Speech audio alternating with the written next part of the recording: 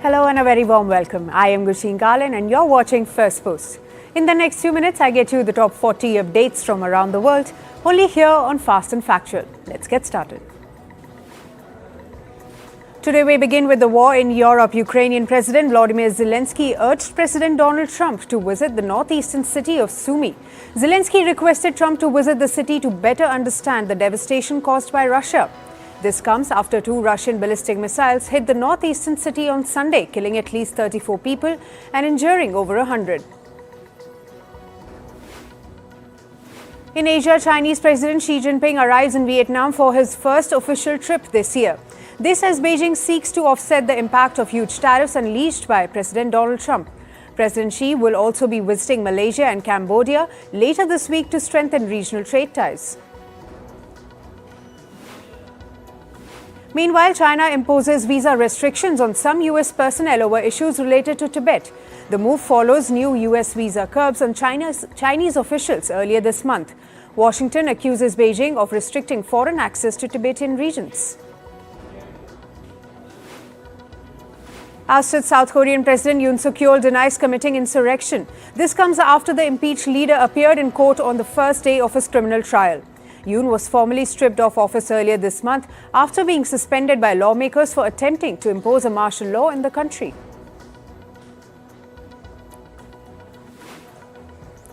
Belgium arrests Indian fugitive diamond businessman Mehul Choksi. This comes after New Delhi makes a formal request for Choksi's extradition. Choksi is warned in Punjab National Bank loan fraud case. The Indian fugitive is likely to challenge his extradition on medical grounds. In Latin America, Ecuador's incumbent president Daniel Noboa holds on to power with another four-year term. The country's National Election Council reports that Noboa maintains an unassailable 12-point lead over his leftist rival, Luisa González. González, however, refuses to concede, calling the election a grotesque fraud. In Africa, Algeria asked 12 French officials to leave the North African country within 48 hours. This comes after France designated 3 Algerians on suspicion of involvement in the April 2024 abduction of an Algerian influencer in Paris.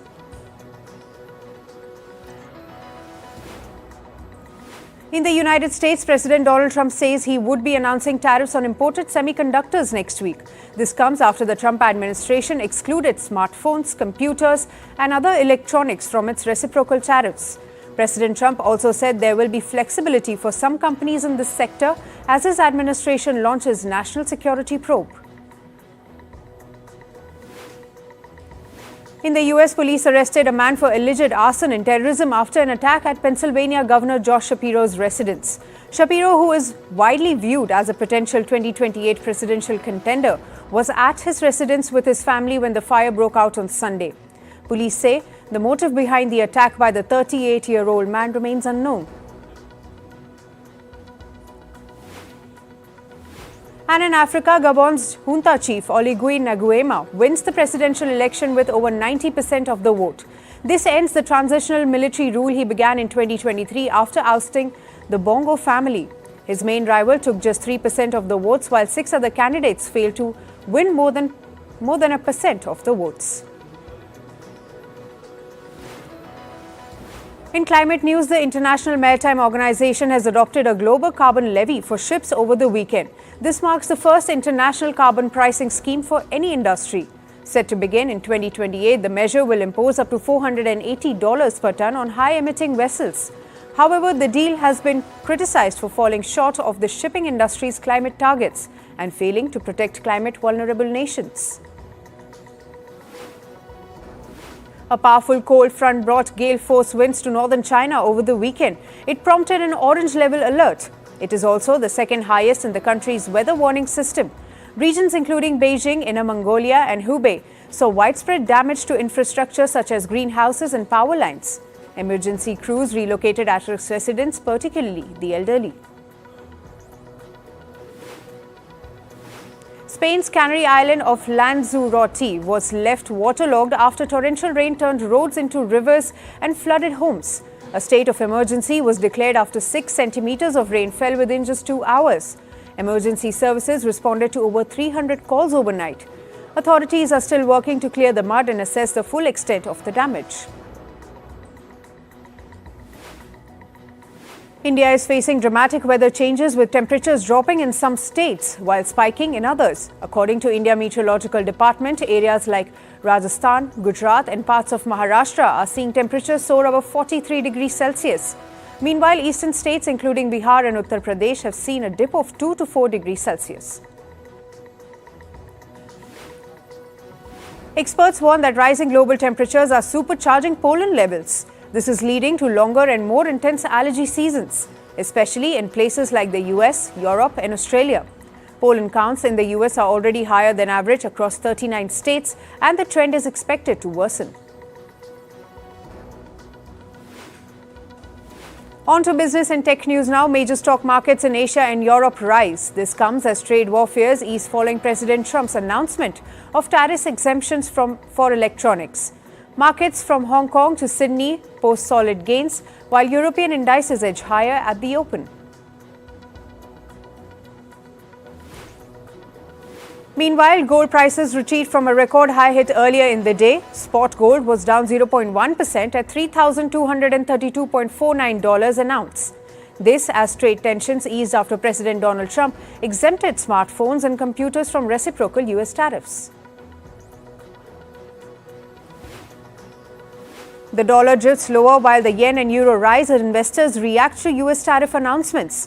The euro climbs 0.2% against the dollar, nearing a 3-year high. This comes as confidence in the US currency weakens. President Donald Trump says he does not want a foreign company to control US steel. This as Japan's Nippon Steel faces national security reviews and legal challenges amid its push to buy the American steel maker in a $15 billion deal.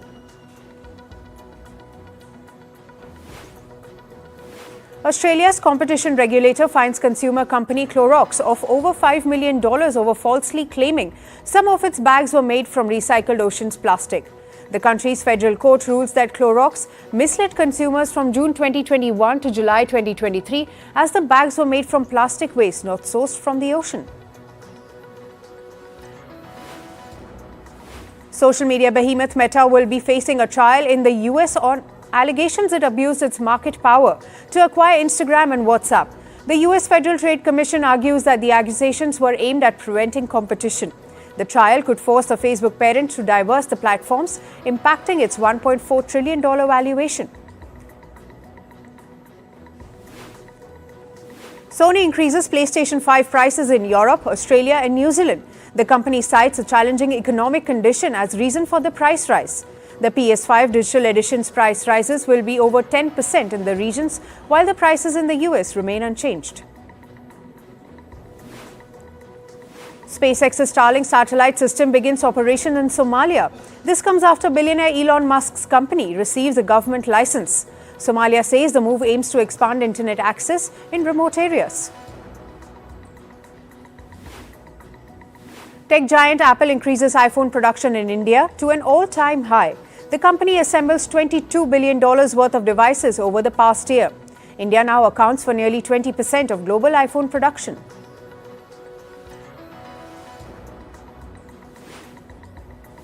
Tech companies Alphabet and Nvidia have invested in AI startup Safe Super Intelligence. The startup is co-founded by former OpenAI chief scientist Ilya Sutskever. The startup uses Google's AI chips for its advanced model research.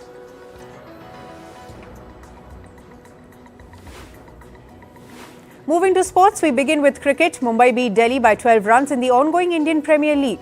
After taking to field at Delhi's Arun Jaitley Stadium, the visitors put 205 runs on the scoreboard with Tilak Verma scoring 59 runs off just 33 balls. In response, Delhi were bowled out for 193 runs even as Karun Nair smashed 89 runs off 40 balls. In a first-of-its-kind initiative, the global cricket body ICC set up a dedicated task force to support displaced Afghan women cricketers. Since Taliban's return to power in Afghanistan in August 2021, their women's team has not featured in any international fixture, with a majority of players fleeing the country and settling in Australia. In football, Liverpool beat West Ham 2-1 in the Premier League. Luis Diaz struck the opening goal in the 18th minute. From there on, the goalless stretch went on till the final minutes of the game. Andrew Robertson hit the back of his own steam net to give West Ham an equaliser. But an 89th minute goal from Liverpool's Virgil van Dijk sealed the game for the Reds. Newcastle beat Manchester United 4-1 in Premier League. After the first half ended with a 1-all scoreline, Newcastle's Harvey Barnes scored a brace to extend the lead 3-1. The 77th minute goal by Bruno Guimaraes sealed the dominant win for Newcastle. In tennis, Wales number 2 Carlos Alcaraz won Monte Carlo's Masters. The Spaniard beat Italy's Lorenzo Musetti 3-6, 6-1, 6-0. The success with 6 ATP Masters 100 trophy for Alcaraz and an 18th title overall. In badminton, Thailand's Kun Lavut Wittiyat-Saran won the men's single title at Asia's Championship.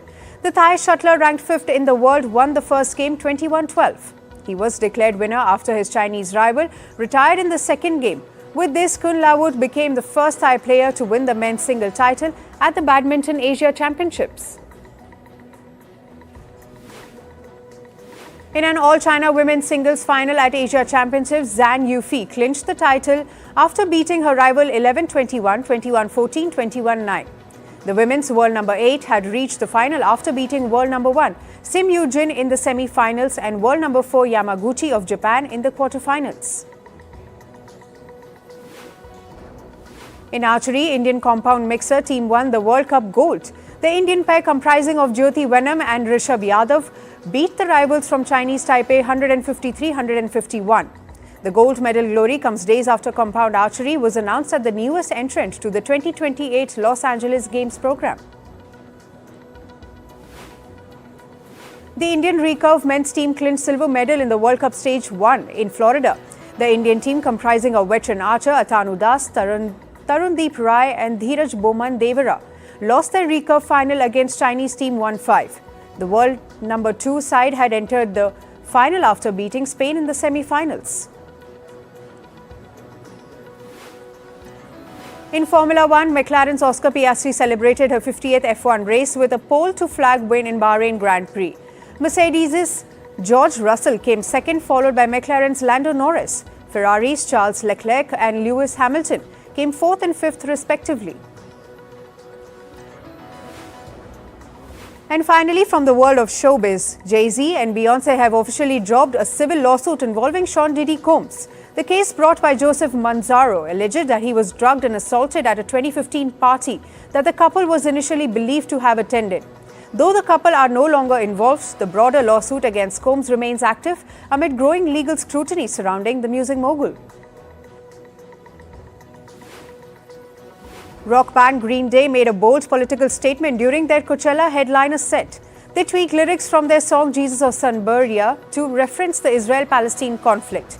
Frontman Billy Joe Armstrong sang Running Away from Pain Like the Kids from Palestine, replacing the original line about victimization. Netflix's breakout drama Adolescence may have audiences hooked, but its 13-year-old star Owen Cooper isn't among the viewers. In an interview, the actor admitted he hasn't watched the series and doesn't plan to, joking, "That's my worst nightmare." The show follows Cooper's character Jamie Miller, a schoolboy accused of murdering a classmate. A Minecraft movie is the blockbuster no one saw coming. The video game adaptation earned nearly $80 million in its second weekend. This brings its North America total to $281 million and global earnings to a whopping $550 million. It now holds the title of 2025's highest grossing film so far.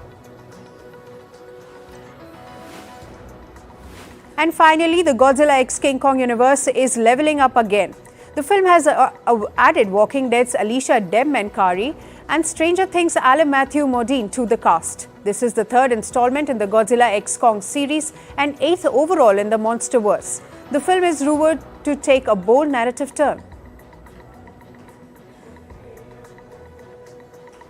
That's all for today. Thank you for joining us. I am Gursheen Garland and we'll see you right back here tomorrow. Stay informed and stay tuned to Firstpost.